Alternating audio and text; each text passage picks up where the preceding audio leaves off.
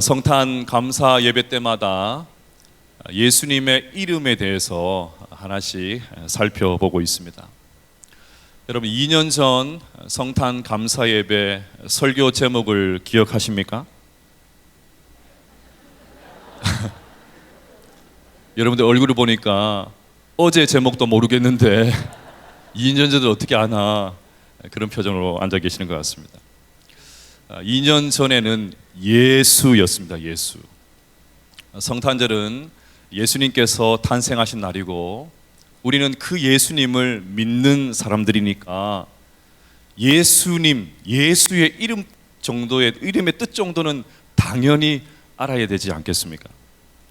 자, 그러면 예수, 예수님의 이름의 뜻이 뭘까요? 마태복음 1장 21절 말씀을 같이 한번 읽어보겠습니다. 시작. 아들을 낳으리니 이름을 예수라 하라. 이는 그가 자기 백성을 그들의 죄에서 구원할 자이심이라 하니라. 아멘. 예수님의 이름의 뜻은 자기 백성을 그들의 죄에서 구원할 자, 즉 구원자라는 뜻입니다. 따라서 예수님의 이름 안에 십자가가 이미 들어 있습니다. 예수님의 이름 안에 십자가의 보혈이 담겨 있습니다. 우리를 향한 하나님의 절절한 사랑이 예수라는 이름 안에 그대로 한 글자 안에 담겨 있습니다. 자, 그러면 작년 성탄 감사 예배 제목은 뭘까요? 예수, 예, 그리스도. 역시 눈치가 있으시네요. 그리스도였습니다. 여러분, 그리스도는 무슨 뜻이죠? 그리스도는 기름 부음을 받은 자라는 그런 뜻입니다. 하나님께서 예수님에게 특별한 사명을 맡기시면서 기름을 부어서 세워주셨다는 말이에요. 그래서 예수님께서 그리스도다라는 그 말은 예수님께서 진정한 선지자가 되시고 참 제사장이 되시고 진짜 왕이시라는 뜻입니다. 오늘은 세 번째 예수님의 이름 주를 살펴보도록 하겠습니다.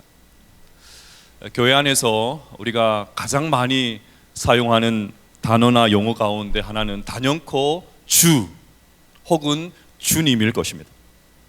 그래서 우리는 통성 기도할 때도 주여 그렇게 기도하지 않습니까? 한 번으로는 부족하니까 주여 주여 주여 주여 삼창을 할 때도 있습니다. 우리 입에 주여라는 말이 늘 붙어 있습니다. 놀랄 때도 주여, 감사할 때도 주여, 추임새를 넣을 때도 주여, 그야말로 주여라는 말을 입에 달고 살고 있습니다. 왜요? 예수님께서 우리의 주님이시기 때문입니다. 누가복음 2장 11절 말씀을 같이 한번 읽어보십시다. 시작. 오늘 다윗의 동네에 너희를 위하여 구주가 나셨으니 곧 그리스도 주시니라. 아멘. 자, 그러면 우리가 매일같이 고백하는 우리 입에 달려있는 이 주는 어떤 의미를 가지고 있을까요?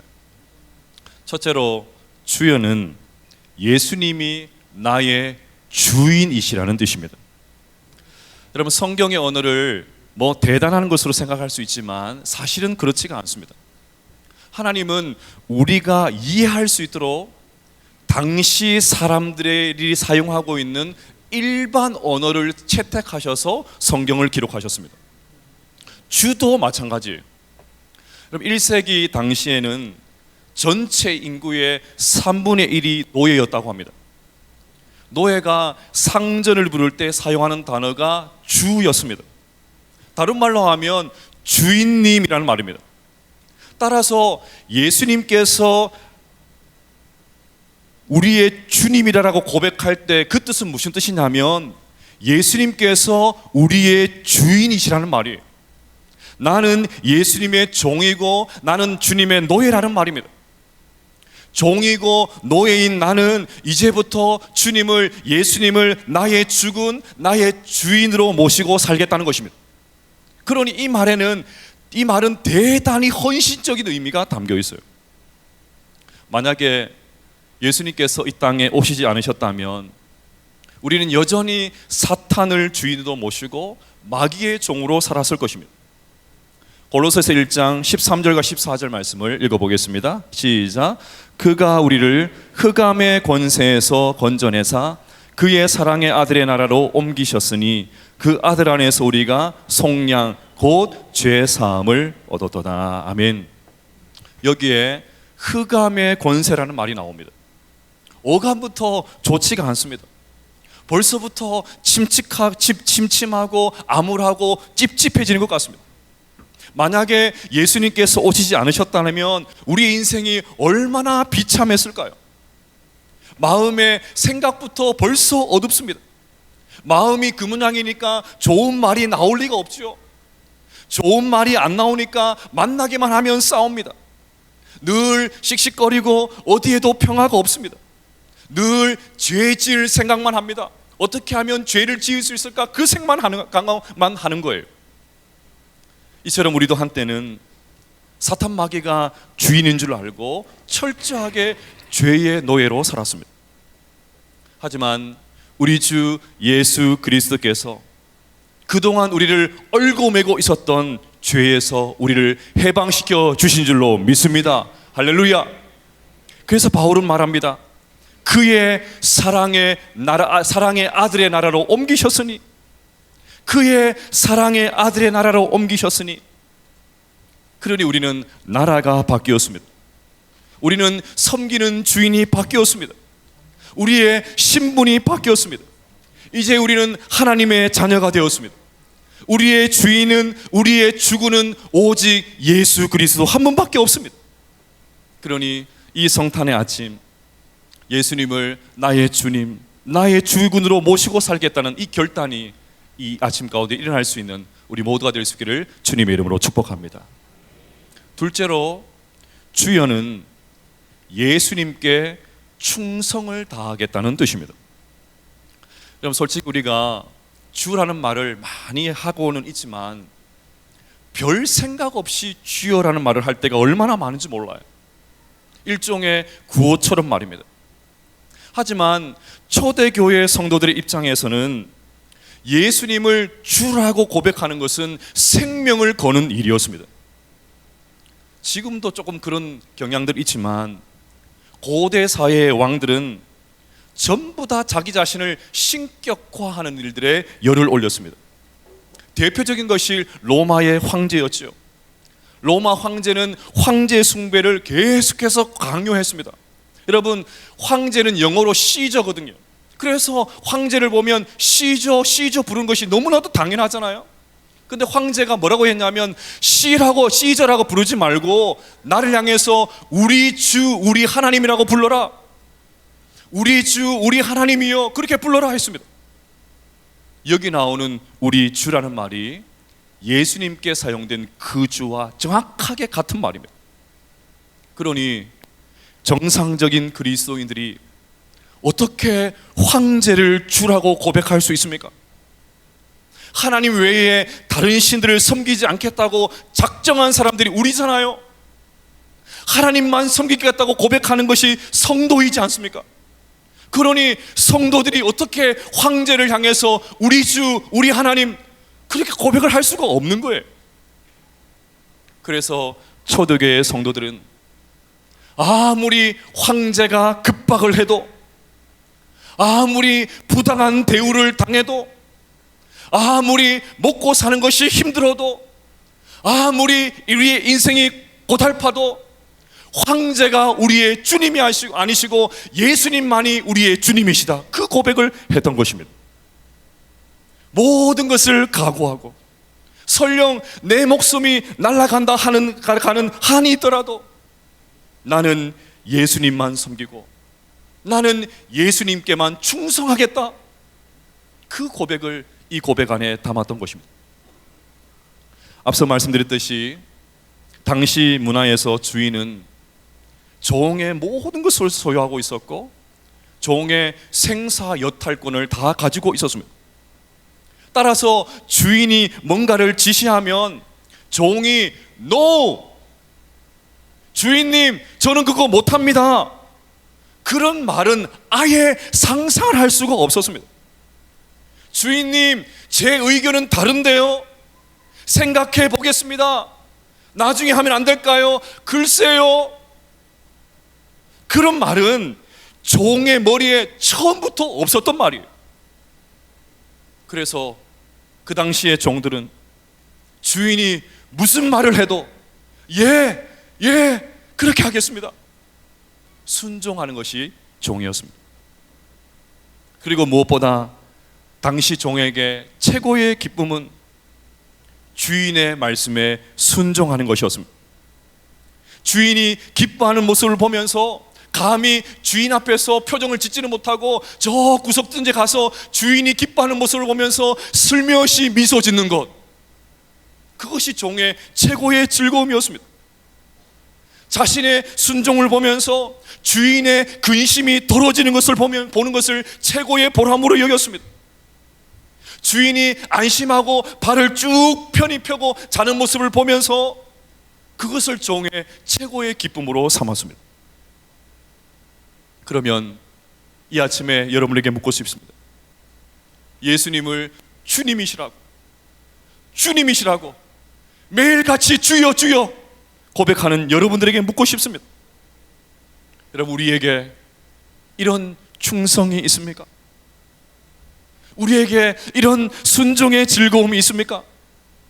주님께서 어떤 말씀을 하셔도, 아무리 부담스러운 말씀을 하셔도 네, 주님의 말씀이니까 제가 한번 그렇게 해볼게요, 그런 반응들이 우리에게 있습니까?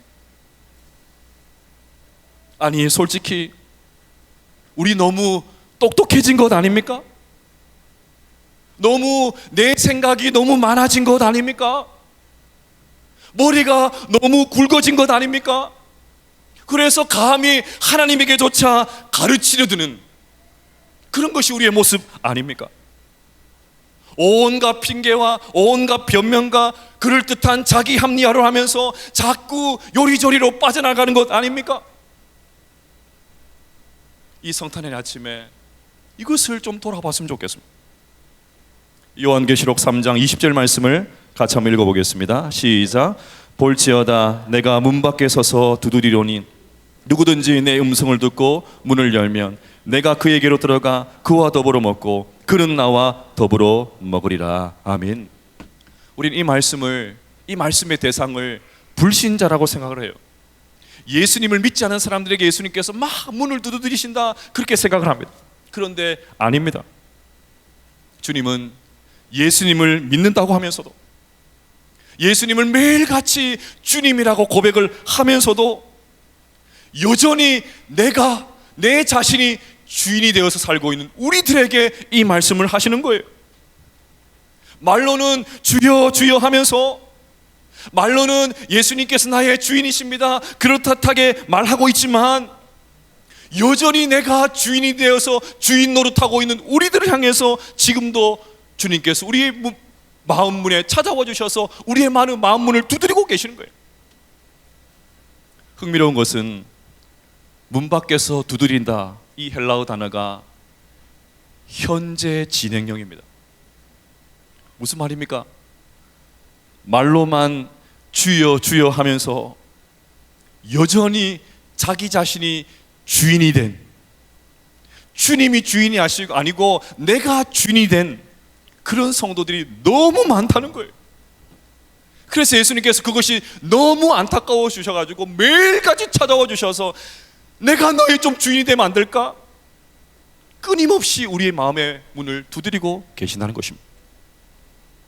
그러니 사랑하는 여러분, 우리가 주여 주여 할 때마다 이 음성을 들을 수 있어야 됩니다. 나의 인생의 진짜 주인은 누구신가? 주님이 내 인생의 진짜 주인이신가? 물어보시는 주님의 음성을 들을 수 있는 우리 모두가 될 수 있기를 주님의 이름으로 축복합니다. 저는 올해 대강절을 보내면서 예수님의 순종에 대해서 조금 묵상을 해보았습니다. 우리의 주인이 되시는 예수님은 그냥 주인이 되신 것이 아니셨습니다. 그냥 주인 행사를 하시고 막무가내로 주인 행사를 하시는 분이 아니셨습니다. 예수님께서 먼저 아버지 하나님의 말씀에 철저하게 순종하셨습니다. 하나님의 뜻에 순종하기 위해서 예수님께서 하늘 권세를 버리고 이 땅 가운데 오셨습니다. 인간의 몸을 입고 이 땅 가운데 오셨습니다. 마침내 죄수의 신분이 되셔서 십자가를 지셨습니다. 여러분, 충분히 힘이 있는데 그것을 사용하지 않는 것이 얼마나 힘든 일인지 여러분 아시잖아요. 나에게 충분한 힘이 있는데, 그런 권세가 있는데 그 힘을 사용하지 않는 것 얼마나 힘든 일입니까? 그런데 우리 주님은 가진 힘을 다 사용하지 않으셨습니다. 아니, 전혀 사용하지 않으셨습니다. 왜요? 하나님의 말씀에 순종하기 위해서입니다. 그래서 주님께서 이렇게 막 기도하셨습니다. 아버지여, 나의 원대로 마시옵고 아버지의 원대로 하옵소서. SNS에 어떤 목사님이 이런 글을 올려서 잠시 좀 읽어본 적이 있습니다. 그리스도인들이 예배를 드리고 모든 것이 끝난다면 결국 종교 활동을 한 것에 불과하고, 예배를 드리고 다시 세상에 나가 주신 소명대로 살아갈 때 진정한 그리스도인이 될 것입니다. 이번 성탄절 주간 금, 토, 주, 월 예배를 드릴 텐데 예배가 끝이 아니고 시작이 되기를 소망합니다. 사랑하는 여러분, 오늘 이 성탄 감사 예배를 드리고 아무 일도 일어나지 않는다면 우리는 종교 활동을 한 것에 불과합니다. 적어도 오늘 성탄 감사 예배를 제대로 드렸다면 주님께서 걸어가셨던 그 순종의 길을 우리도 걸어가야 될 줄로 믿습니다. 그래서 내 인생의 주인이 주님이십니다.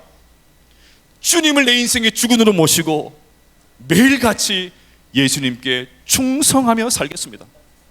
이 결단이 이 성탄절 아침 우리 가운데 있게 되시기를 주님의 이름으로 축복합니다.